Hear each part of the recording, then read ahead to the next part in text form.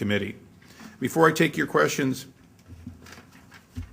I want to go through one last point. It's often said that in fact people were asleep at the switch before the parties changed hands. And I want to go on record saying we weren't asleep at the switch, but we should have done more. And I'll give you just one quick example. When we were still in the majority and I was a new subcommittee chair on government oversight and reform, we began an investigation of MMS, Minerals and Mine. The Mineral Management Service is in fact the same organization through a few name changes that has been failing to collect reasonable royalties on federal lands for particularly oil and natural gas for most of your lives. They are an organization that we discovered today could not tell you what we're entitled to until the natural gas or oil company tells them. If a check comes in and it's not annotated as to which release it's on, they have to hold that money until they're told what that money is applied to. The reason for it is simple.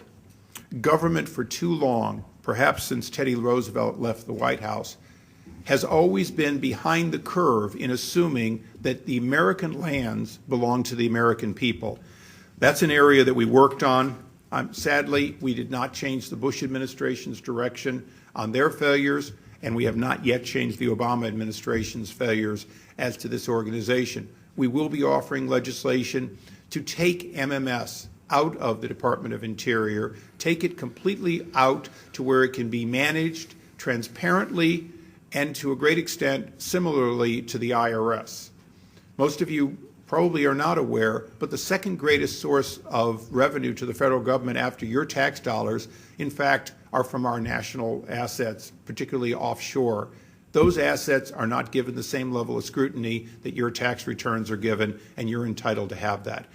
I appreciate the indulgence for a little longer than I intended to go on. I'd love to take your questions on any subject. Well, before we get to questions from the floor, Congressman, as you know, Judicial Watch is always concerned about transparency. We battled the Bush administration all the way up to the Supreme Court over energy records.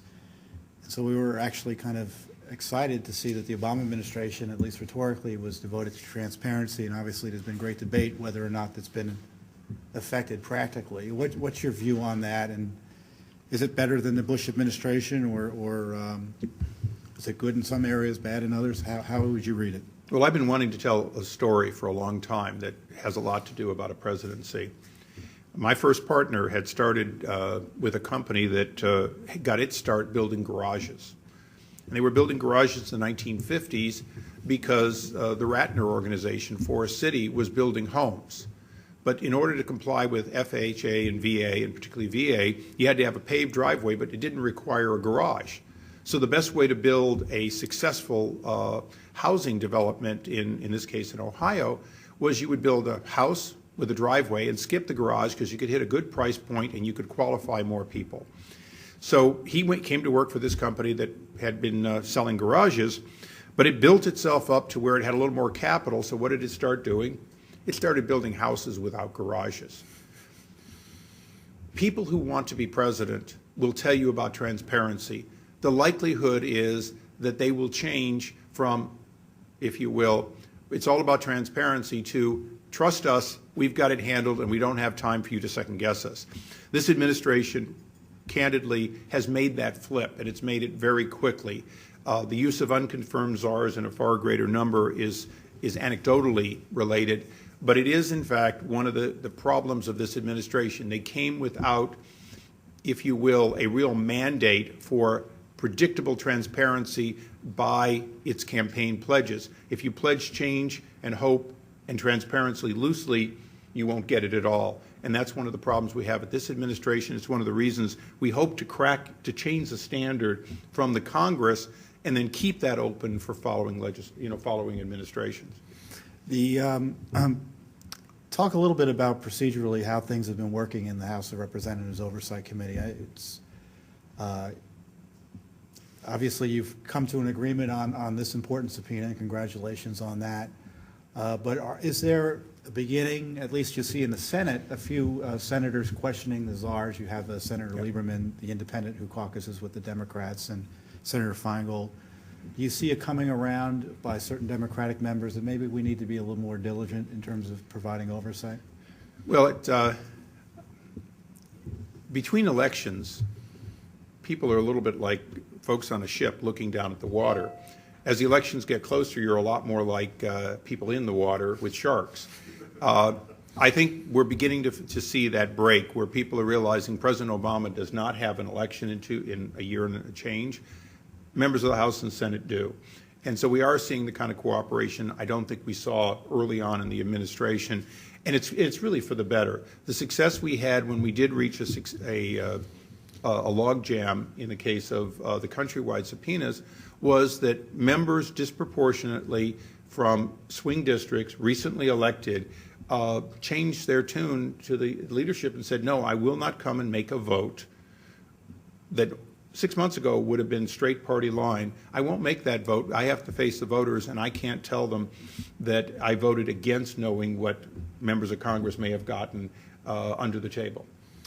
Give us a status update, if you can, on ACORN, the state of play in terms of its funding, what ought to be done next. Where do you see this issue going?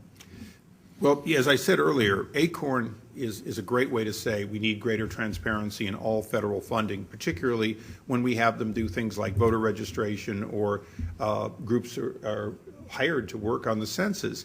But at the same time, let's not pretend ACORN is gone. Yes, we have some symbolic votes to defund ACORN. Yes, certain organizations have chosen no longer to give them money. And yes, I believe we will significantly defund ACORN at a federal level. But let's understand, with over 300 organizations within their umbrella, many of them will change their name, continue doing what they're doing, and we're going to have to find out which ones have changed their name and changed their modus operandi, and which ones continue to do things they shouldn't do. And that's going to be hard to do because the government granting capability is pretty opaque. The fact is we don't vote to give ACORN $1 million down in New Orleans to help the with FEMA. We give a pot of money, and those organizations do grant writing. And if there's a new corporation, a new name, it may very well be the same group of people doing it. And I do want to say one thing, which is remember that our biggest problem with ACORN was they had the political power to win all kinds of awards that really were not competed. If you had the YMCA, 10 other organizations, nonprofits, and charities equally competing, I suspect they would have earned less, but they were very well connected. And that's one of our problems, is we cannot allow our federal government or state governments to create favorites. We've got to look at everyone who comes as, will they do a better job, and hopefully for less money. And I think ACORN didn't pass that test a very long time ago.